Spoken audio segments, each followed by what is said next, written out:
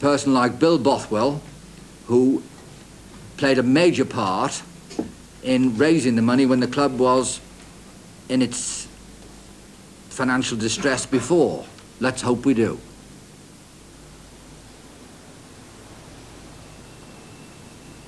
There's only a fortnight to go. Whoever comes forward now will need £14,000 for the shares, £70,000 to pay off immediate debts, and regular injections of money to keep the ailing club alive on a day-to-day basis. Failing such an intervention, the nursery of players like Dixie Dean, Roy McFarland and Steve Coppell will cease to exist after 100 years.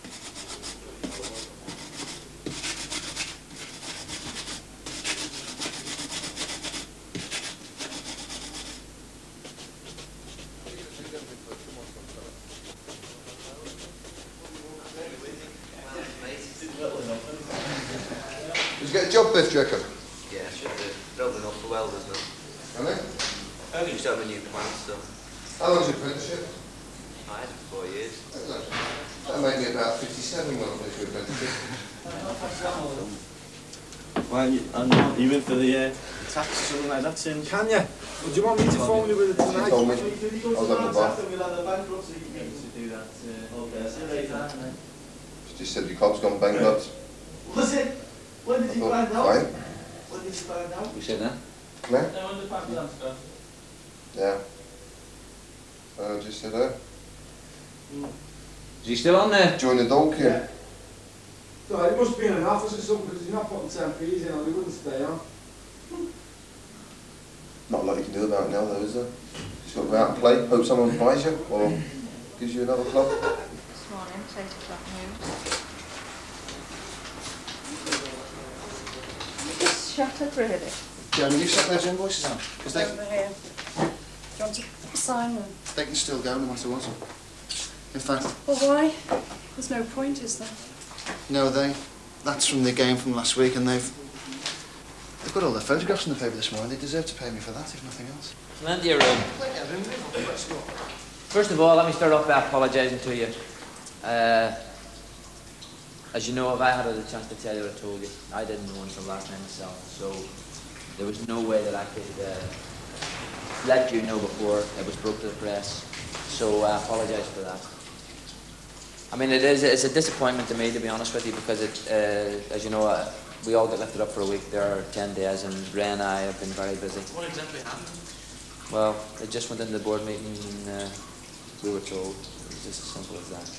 And why did it fall through, Boss? Why did they? What was wrong with what he offered that wasn't sufficient? well, it's all legal and technical, and I mean, you probably wouldn't understand it anyway. So we've got 3 games to put ourselves about, and I think it's up to us to show a lot of character. And I mean, I believe in you players, and I'm sure that you'll sell yourselves, because that's what it's all about at the end of the day now. What you got to do is you got to go out and play. I mean, it's playing football anyway. It's a pleasure. I always said to you, you never know who's going to be watching you from week to week, and that's what you got to accept. It can be Real Madrid, it can be Tottenham, it can be Arsenal, it can be anybody. Main concern now is tomorrow. Okay, we play Colchester tomorrow, and it'll be a good game. They're a good side. Raimundo, Woodsy. Now you can become professional what? Professional baker? Comedian he's going in for. Comedian? Butland's Red Coat Scott? You'll be okay. You're good people.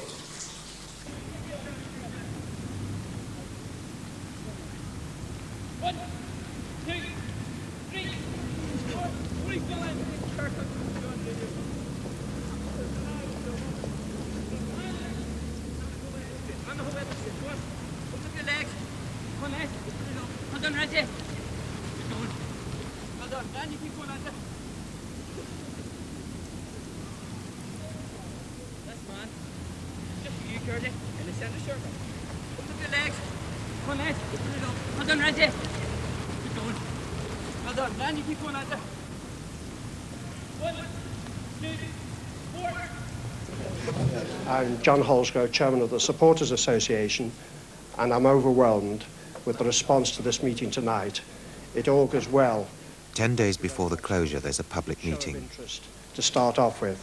The Supporters Association of Tranmere Rovers have called this meeting tonight. I'm sorry, may I just call a small adjournment in the meeting for a moment? Mr. Butterfield is having just a little bit of problem with crowd control. When I say crowd control, it's a very happy statement to make, but it's not happy for the man who's getting pressed against the wall there. It's a lovely situation to be in, I assure you, but it's not an easy situation for Mr. Butterfield at the moment. We're going to adjourn the meeting to the director's box. Printed that along the lines of I'm helping Rovers, are you? So that the whole time we're airing the subject, and even if we don't get as much money as we hope, at least more and more people will be made aware of our plight. Thank you. I'll pass that over to Martin Hobbs.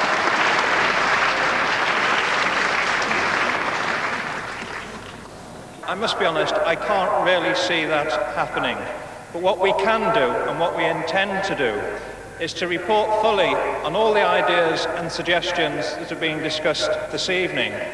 But I think the most important thing, and I hope I'm not stifling debate, but I really do think we ought to know, do you want us to go ahead with this idea of a trust? Because if so... I say we need the money immediately. Now, would a Tranmere Rovers marathon, with the right organisation, produce that money? Well, a Tranmere Rovers marathon is another projected idea. But that is, once the club is first of all saved, we will go on to look for that. There's been a lot of concern expressed by people who are not necessarily connected with the club, and I think it's up to everybody here to get them to either support the club in any way they can, even if it's just buying a lottery ticket every week, along with giving what they can to the fund. But the predominant thing is to get people interested, and the concern is there. If they milk that concern, this club will survive with a brighter future than it seems to have at the moment. Thank you.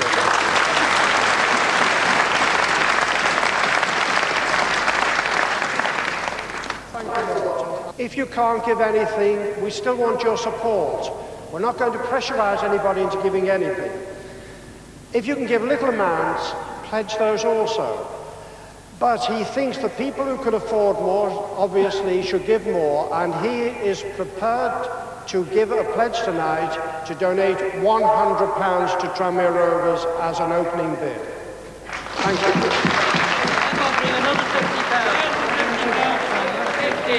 Another 50 from Mr. Rice. Another 50. As I said before, I feel that the future of Tranmere Rovers is in our hands. We can do it. The amount collected. His lands. £6,814 pledged, and the collection tonight... £7,000, enough to keep Rovers going for another 3 weeks. Time to negotiate a loan from the local council for £200,000. It ensures that football will be played at Prenton Park for at least one more season, but at a huge cost in interest repayments.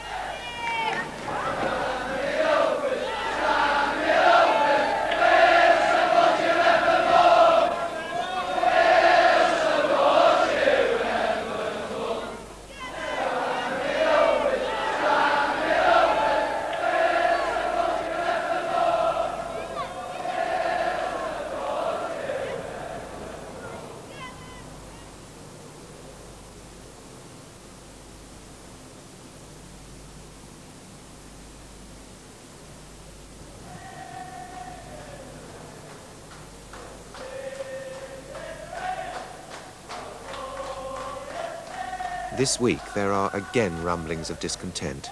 The fans are not happy with the new situation, and they've demanded another meeting. Rumours are rife.